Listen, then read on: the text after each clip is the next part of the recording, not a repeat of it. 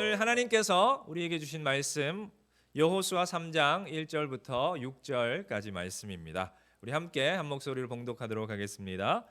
또 여호수아가 아침에 일찍 일어나서 그와 모든 이스라엘 자손들과 더불어 시딤에서 떠나 요단에 이르러 건너가기 전에 거기서 유숙하니라. 사흘 후에 관리들이 진중으로 두루다니며 백성에게 명령하여 이르되 너희는 레위 사람 제사장들이 너희 하나님 야훼의 언약궤에 매는 것을 보거든 너희가 있는 곳을 떠나 그 뒤를 따르라. 그러나 너희와 그 사이 거리가 2000 규빗쯤 되게 하고 그것에 가까이 하지는 말라. 그리하면 너희가 행할 길을 알리니 너희가 이전에 이 길을 지나보지 못하였음이니라 하니라. 여호수아가 또 백성에게 이르되 너희는 자신을 성결하게 하라. 야훼께서 내일 너희 가운데에 기이한 일을 행하시리라. 여호수아가 또 제사장들에게 말하여 이르되 언약궤를 메고 백성에 앞서 건너라 하매 곧 언약궤를 메고 백성에 앞서 나아가니라. 아멘. 우리 자리에 앉으시면서 우리 하나님이 우리와 함께 하십니다 이렇게 한번 인사하시면서 앉으셨으면 좋겠습니다.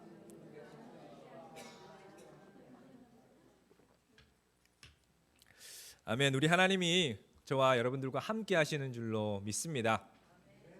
오늘도 예배를 사랑하시고 또 하나님을 사모하셔서 이전에 찾아 나오신 모든 성도님들을 주님의 이름으로 환영하고 축복합니다. 오늘 예배를 통해 정말 우리 삶의 모든 문제가 해결되고 삶의 모든 영역이 회복되는 귀한 예배 되시기를 다시 한번 주님의 이름으로 축원드립니다. 오늘은 기적을 경험하기 원하십니까? 라는 제목으로 함께 말씀의 은혜 나누기를 원합니다. 여러분 혹시 뛰는 놈 위에 누가 있는지 아십니까? 예, 너무 잘 아시죠? 나는 놈이 있습니다. 예, 그러면 하나 더 여쭙겠습니다. 그러면 나는 놈 위에는 누가 있을까요? 탁월하신 분이 계셔서 이미 아시네요. 붙어 다니는 놈이 있습니다. 이게 무슨 말이냐면 예를 들어서 이 파리가 한국에 있는 파리가 미국까지 홀로 날아서 올 수는 없겠죠. 불가능한 일일 것입니다. 그런데 미국으로 비행기를 타고 오는 승객의 등에 착 붙어서 오면은 미국까지 올 수 있는 확률이 훨씬 더 높아진다라는 그런 우스갯소리입니다. 근데 이 예화처럼 정말 우리가 저와 여러분들이 우리 하나님께 또 우리 예수님께 착 붙어 있으면 정말 우리 하나님께서 우리 예수님께서 우리들에게 주시고자 하시는 그 풍성하신 은혜와 복들을 충만하게 누리실 수 있는 줄로 믿습니다. 그렇게 살아가시기를 소망합니다. 사랑하는 여러분, 제가 좋아하는 한 문장이 있습니다. 책 제목이기도 한데요. 생각하는 대로 살지 않으면 사는 대로 생각하게 된다라는 말입니다. 이 문장의 핵심은 우리가 정말 비전이 있어야 된다라는 말입니다. 내가 정말 하나님이 주시는 비전을 세우고 그 비전을 이루기 위해서 정말 열정을 다해서 달려가는 그 인생이 참으로 복된 인생이다라는 것을 우리에게 말해주는 것입니다. 쉐넨스라는 추기경이 이런 말을 했다고 합니다. 꿈을 꾸며 온갖 희생을 각오하는 자는 행복하다 이렇게 말을 했다고 합니다. 사랑하는 여러분, 저와 여러분들에게 하나님께서 주신 우리 인생의 비전이 있으십니까? 그 비전을 이루기 위해서 오늘도 정말 열정을 다해 달려가고 계십니까? 각자에게 한번 질문해 보시고 한번 대답해 보시기를 바랍니다. 여러분, 특별히 우리 예수 믿는 자녀, 하나님의 자녀인 우리들은 하나님의 말씀을 통해서 우리의 비전을, 하나님께서 우리에게 주신 비전을 확인할 수 있습니다. 하나님께서 우리를 부르실 때 하나님의 말씀을 주시고 그 말씀으로 우리를 부르셨다라는 것이죠. 저와 여러분들이 참 좋아하시고 또 즐겨 암송하시는 구절 중에 또 하나님께서 모든 자녀들에게 약속하신 말씀이 있습니다. 바로 시편 119편 105절 말씀입니다. 우리 함께 한번 같이 봉독했으면 좋겠습니다. 한번 봉독하겠습니다. 주의 말씀은 내 발의 등이요 내 길의 빛이니이다. 한 번 더 봉독할까요? 주의 말씀은 내 발의 등이요 내 길의 빛이니이다. 아멘. 사랑하는 여러분, 정말 이 말씀을 믿고 계십니까? 정말 하나님의 말씀이 저와 여러분들의 삶을 인도하고 계심을 믿으십니까? 어떠한 상황 가운데서도 우리가 이 말씀을 붙잡고 살아가실 수 있으시겠습니까? 아멘이신 줄로 믿습니다. 저와 여러분들이 정말 진정으로 이 약속의 말씀을 믿으시고 이 말씀을 붙잡고 살아가신다면 저와 여러분들의 인생에 닥쳐오는 많은 삶의 장애물들이 더 이상 장애물이 아닌 줄로 믿습니다. 왜 그렇습니까? 우리가 이 약속의 말씀을 믿고 그 말씀을 의지하여 믿음으로 나아갈 때 주님께서 모든 문제와 장애물들을 제거해 주실 것이기 때문입니다. 그런데 여러분, 참 우리가 인생을 살다 보면 우리 인생 가운데 많은 장애물들이 있습니다. 지금처럼 우리가 하나님께서 우리에게 주신 약속의 말씀을 우리가 붙잡고 믿음으로 살아나가고 있음에도 불구하고 우리 삶에는 많은 장애물들이 있는 것이 사실입니다. 그런데 이러한 문제가 비단 저와 여러분들만의 문제가 아니라 성경에도 동일한 문제를 만난 사람들의 이야기가 기록되어 있습니다. 하나님께서 여호수아 2장에서 여호수아를 통해서 2명의 정탐꾼들을 하나님께서 약속하신 가나안 땅, 특별히 여리고성으로 보내십니다.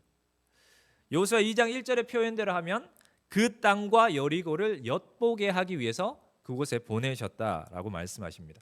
근데 그 정탐꾼들이 간 곳이 어디였습니까? 잘 아시는 대로 바로 기생 라합의 집이었습니다. 왜 그곳으로 갔을까요?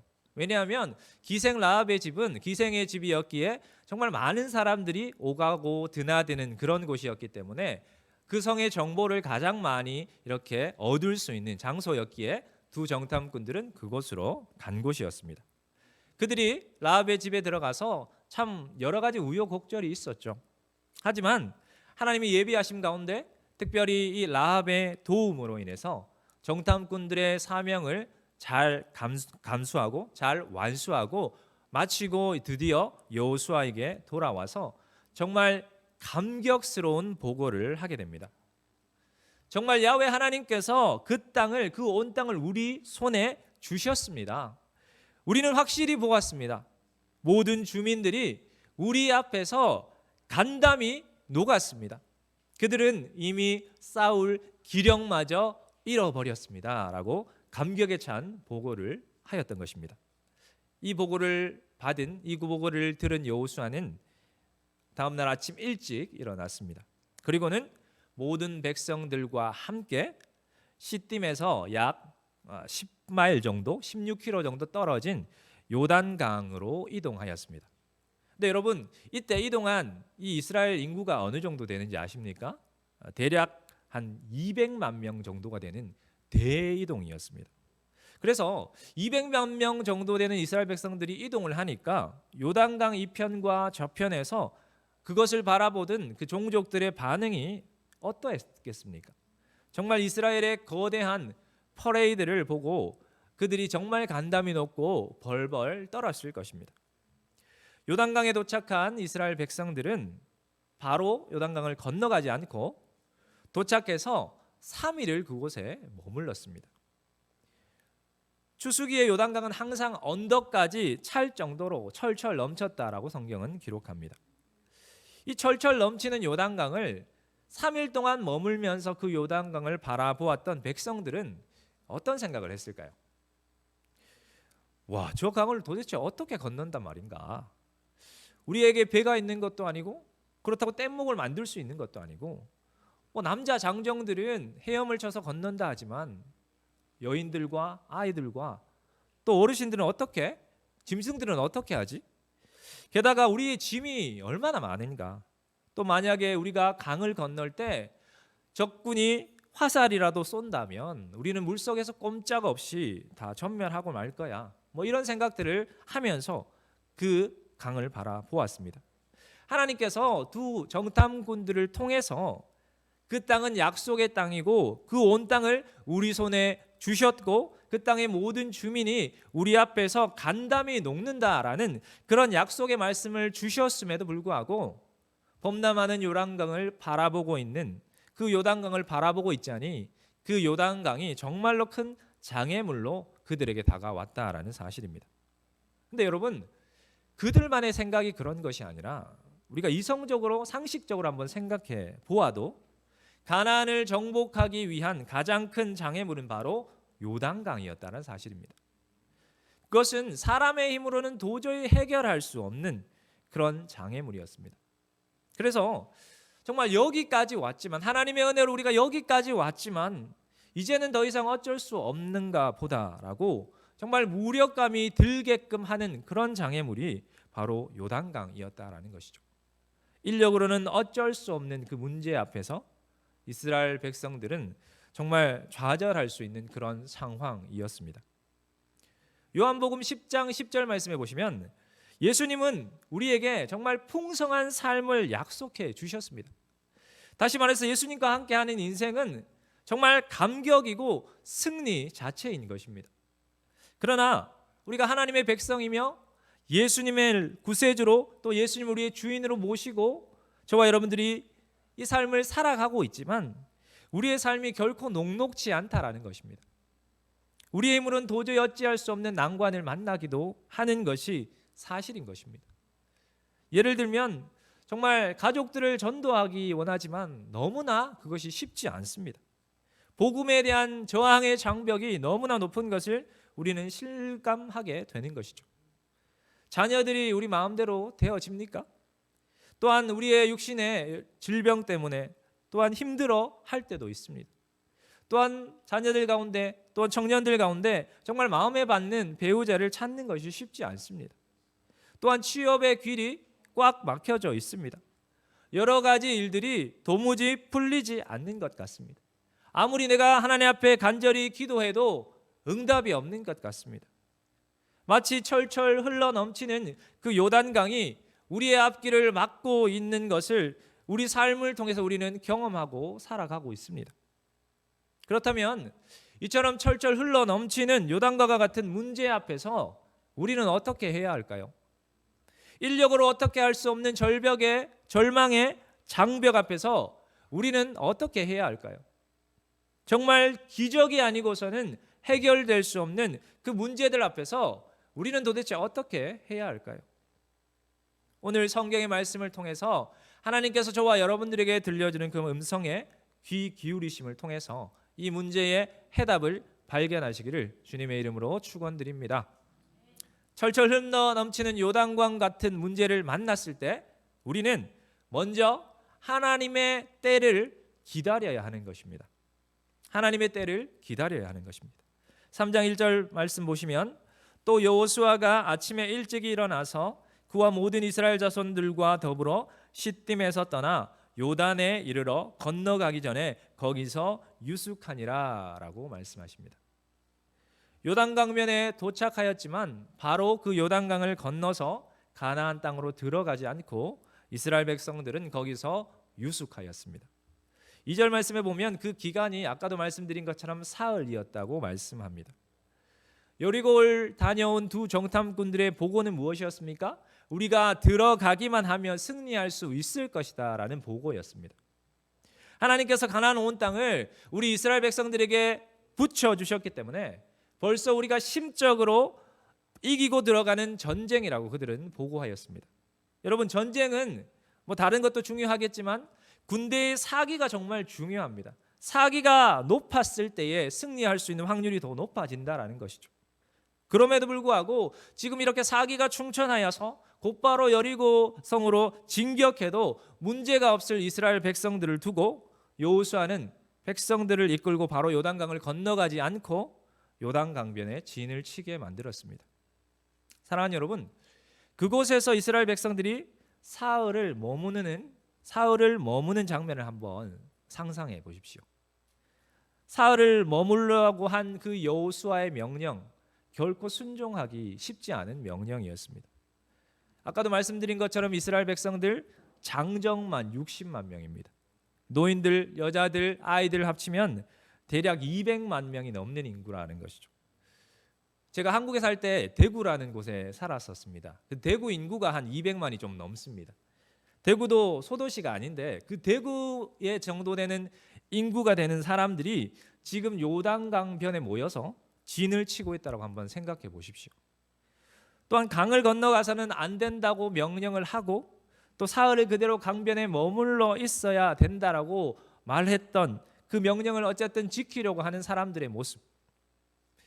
남자분들은 잘 아실 것 같은데요. 한국에서 요즘은 조금 달라졌을지 모르겠습니다. 예전에 한국에서 예비군 훈련을 가면 통제를 하기는 하는데 전혀 통제가 되지 않습니다. 이 사람들이 군인인지 민간인인지 전혀 구별이 되지 않습니다.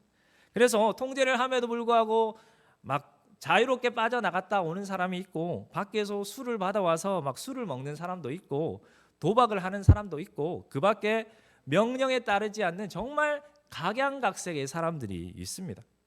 하물며 이스라엘 백성들은 40년을 지금 광야에서 생활을 한 사람들입니다.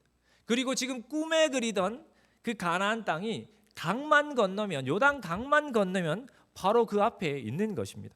그런데 거기서 사흘을 더 기다리라고 하니 이스라엘 백성들에게는 굉장한 인내심이 요구되는 그러한 시간이었습니다. 그럼에도 불구하고 여호수아는 사흘을 기다리게 했고 준비하게 했다라는 이 사실을 우리는 기억해야 하는 것입니다. 우리가 인생을 살아가다 보면 기다려야 될 때가 있고 준비해야 될 때가 있습니다. 특히 믿음의 사람들은 하나님의 때를 기다릴 수 있는 그런 인내심을 가지고 있어야 합니다. 3장 1절에 아침에 일찍이 일어나서 여호수아의 모습이죠. 정말 얼마나 그도 지도자이지만 얼마나 그도 정말 이 부푼 꿈 때문에 하나님이 약속으로 주신 그 가나안 땅을 정말 들어가 보고 싶은 그 부푼 꿈 때문에 잠을 설쳤지 않겠습니까? 그래서 그는 새벽에 일어났다라고 고백하는데 정말 여호수아도 이런데 다른 백성들의 마음은 어떠했겠습니까? 여러분 광야 40년의 생활 얼마나 힘들고 고달팠겠습니까? 그런데 이제 정말 그 요단강만 건너면 하나님이 약속하신 가나안 땅, 젖과 꿀이 흐르는 그 가나안 땅이 바로 앞에 펼쳐져 있는 것입니다. 어떤 사람들은 아니 도대체 왜 사흘을 더 기다려야 되는가? 바로 들어가자라고 주장을 하는 사람들도 있었을 것입니다.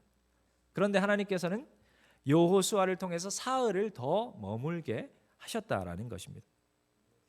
저와 여러분들이 세상을 살아가시다 어떤 일을 할 때에 조급하게 하다 보면 그 일을 그르치는 경우가 있습니다. 또 어떤 경우에는 정말 너무 이것도 재고 저것도 재고 하다 보니까 정말 적절한 시기를 놓쳐버려서 정말 그 일을 또한 제대로 하지 못하는 경우들이 있다라는 것이죠. 우리는 기다릴 줄도 알아야 하지만 또 일을 시행해야 할 때 그 때를 놓치지 않는 지혜도 우리에게 있어야 하는 것이죠. 광야 40년을 이스라엘 백성들은 지금까지 기다려왔지만 아직도 그들은 하나님의 때를 사흘을 더 기다려야 했다라는 사실입니다.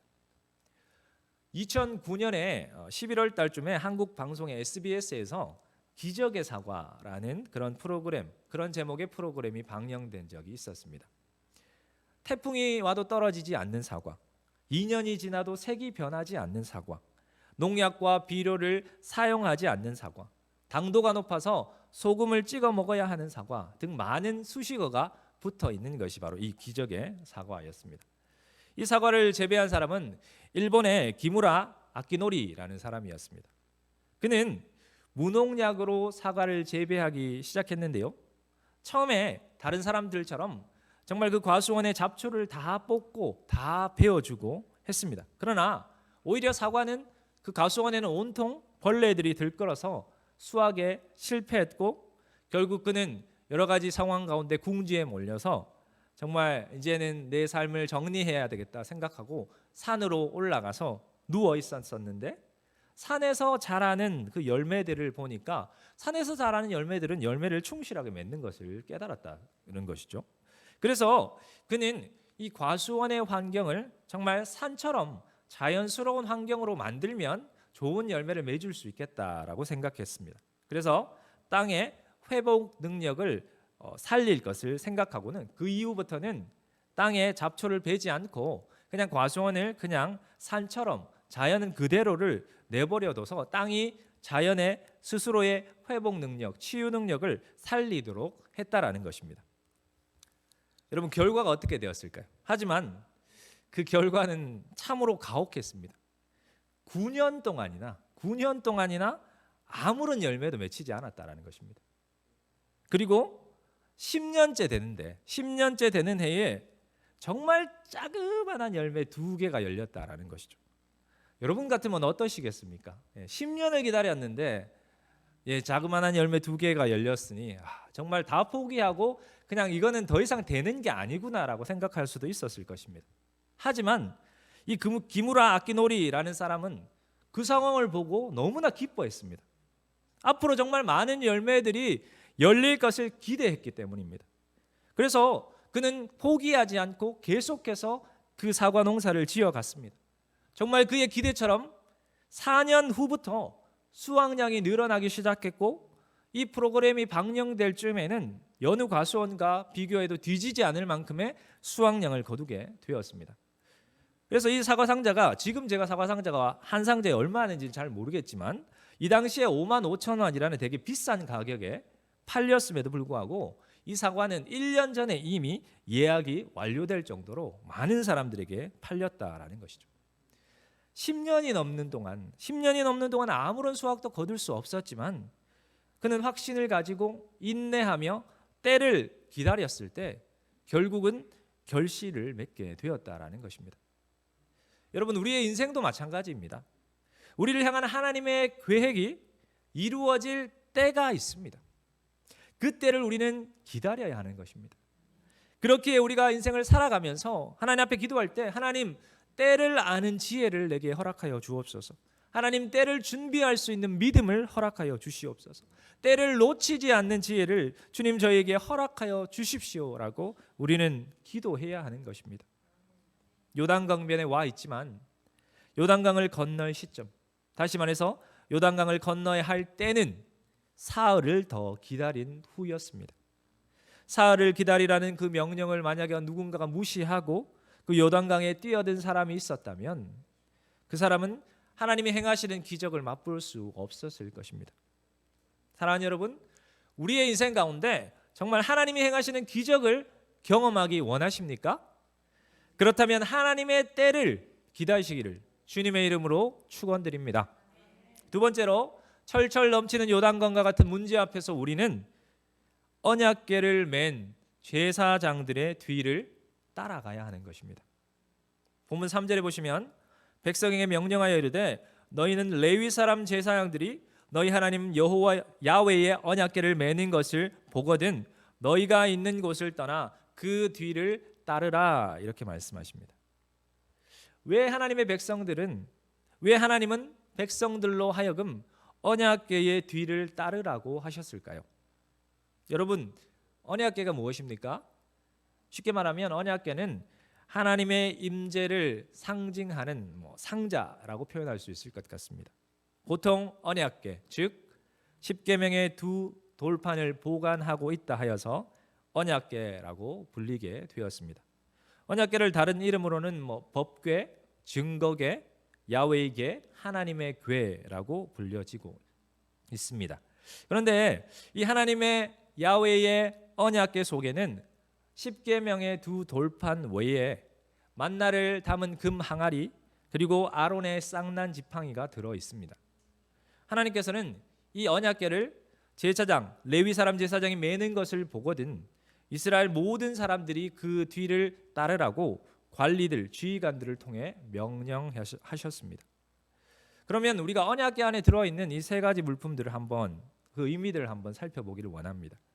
하나님의 언약궤 안에 들어있는 첫 번째 십계명의 2 돌판은 무엇을 상징하는 것입니까? 예상하시는 것처럼 바로 하나님의 말씀을 상징하는 것입니다. 하나님은 시내산에서 모세를 부르셔서 이스라엘 백성들에게 10가지 계명을 주셨습니다. 그리고 그 계명을 철저하게 지키며 순종하며 살아갈 것을 명령하셨습니다. 성경의 많은 인물들 하나님의 말씀을 따라 살았습니다. 이스라엘 백성들도 하나님의 말씀을 따라 살아갑니다. 이 세대를 살아가는 저와 여러분들도 하나님의 말씀을 따라가는 인생이 되어야 하는 것입니다. 두 번째로 언약궤 속에는 만나를 담은 금 항아리가 들어 있었습니다.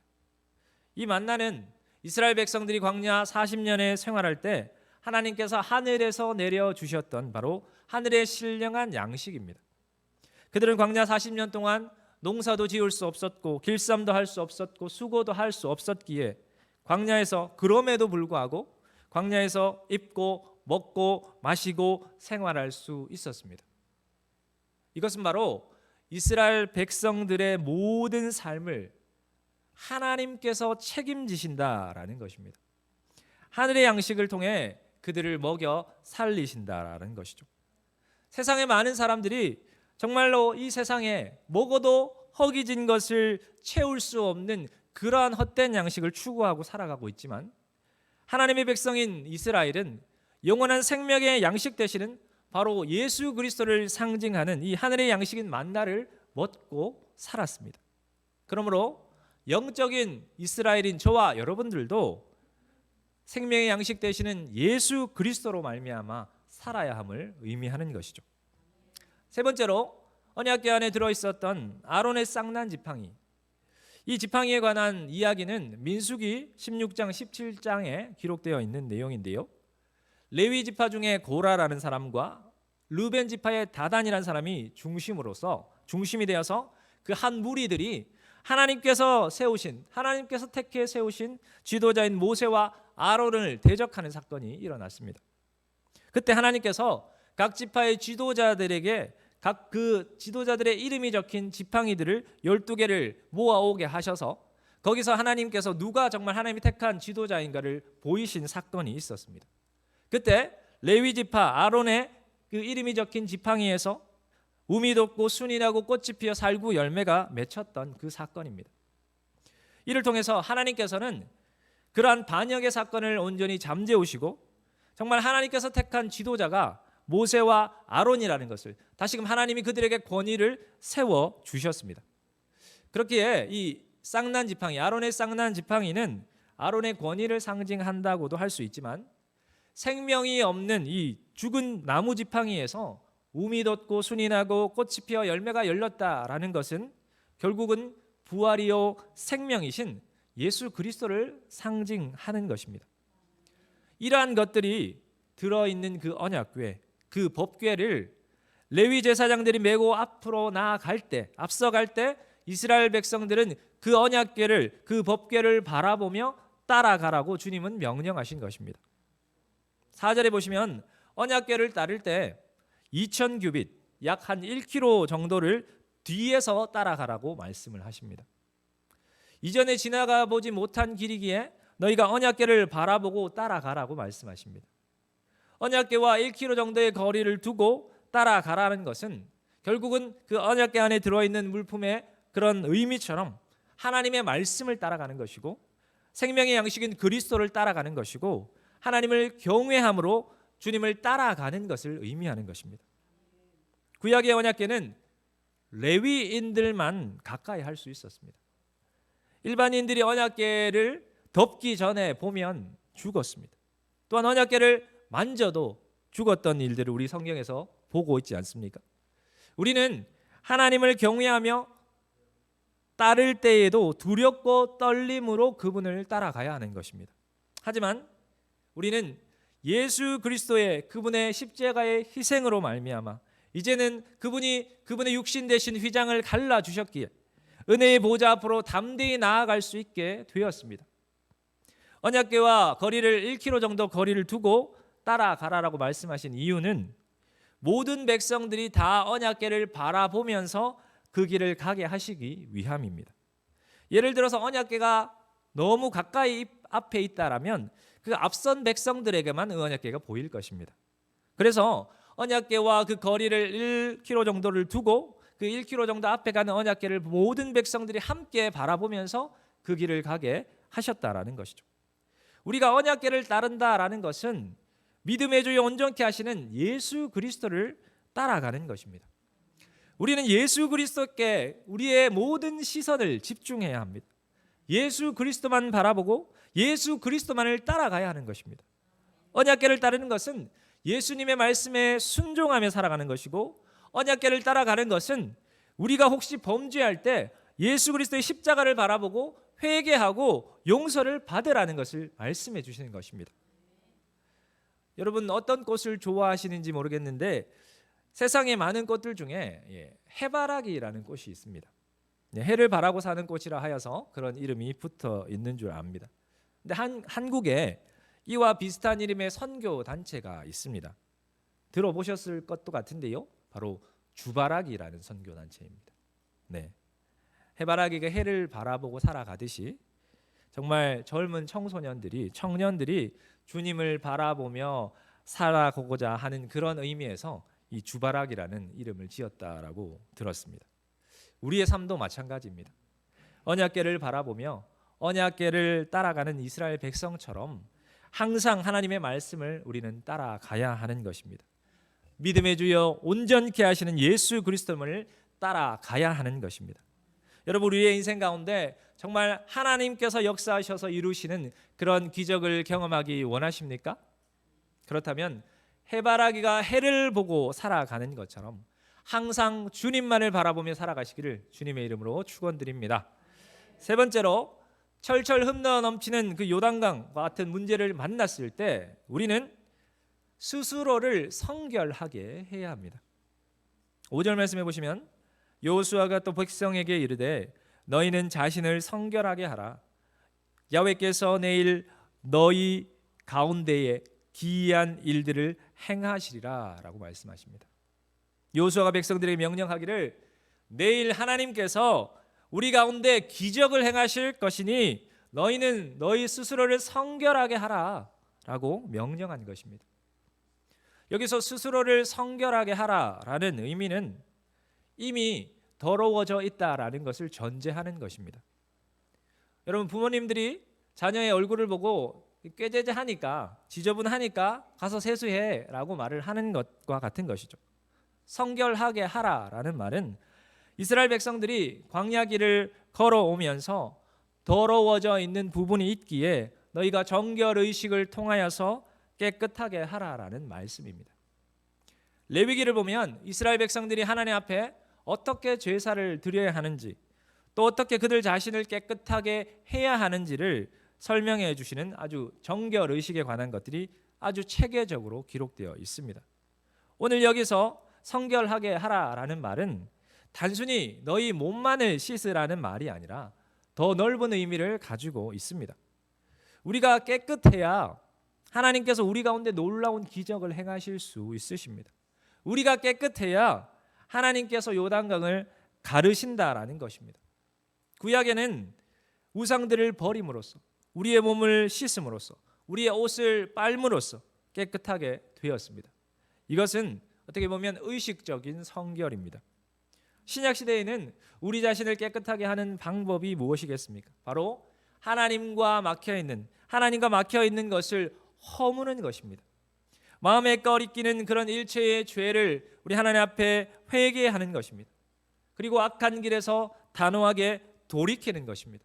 이것이 바로 우리의 영적 도덕적 성결입니다. 우리가 성결해야 하는 이유는 하나님은 우리 가운데 놀라운 기적을 이루시기 위함입니다. 하나님은 어떤 그릇을 사용하신다 말씀하십니까? 우리도 마찬가지일 것 같습니다. 하나님은 깨끗한 그릇을 사용하신다 말씀하십니다. 우리가 하나님 앞에 정말 어떤 그릇이 될 때 주님 앞에 정말 사용될 수 있습니까? 바로 깨끗한 그릇이 될 때 사용될 수 있습니다. 디모데후서 2장 21절에 이런 말씀이 있습니다.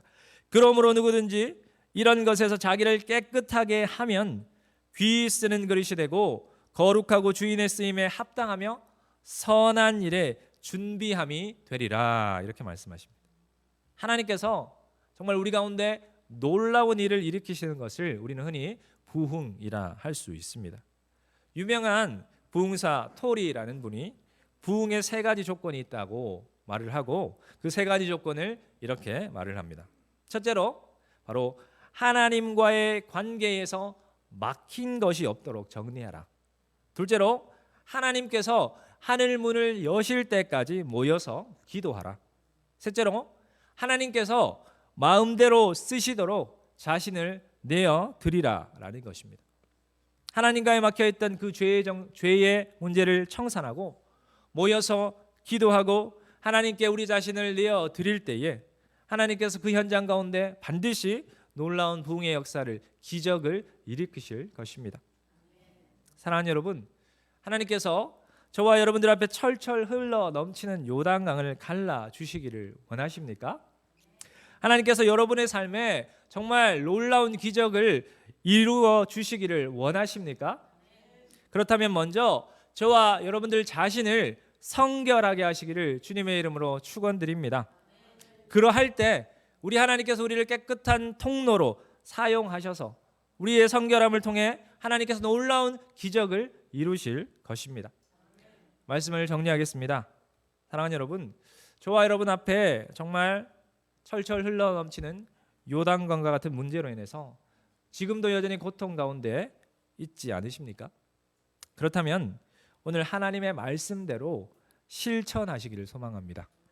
먼저는 하나님의 때를 기다리십시오. 그리고 말씀이 육신이 되어 이 땅에 오신 그 예수 그리스도만을 바라보고 따라가십시오.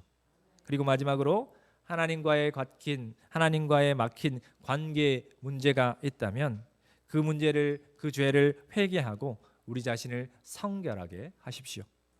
이렇게 할 때 하나님께서 저와 여러분들의 인생 가운데 정말 놀라운 기적을 행하실 것입니다.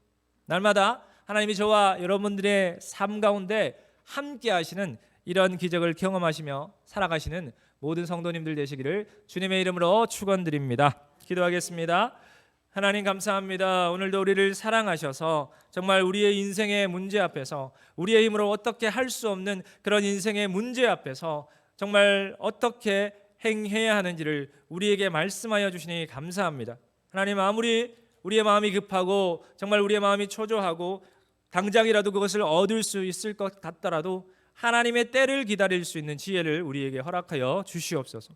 그리고 하나님, 정말 하나님의 때를 기다렸다, 정말 우리가 결코 하나님 따라가지 말아야 할 헛된 것들을 좇는 것이 아니라 정말 우리의 생명 되시고 우리의 주인 되시는 예수 그리스도만을 바라보며 그분만을 따라갈 수 있도록 주님 은혜를 더하여 주시옵소서.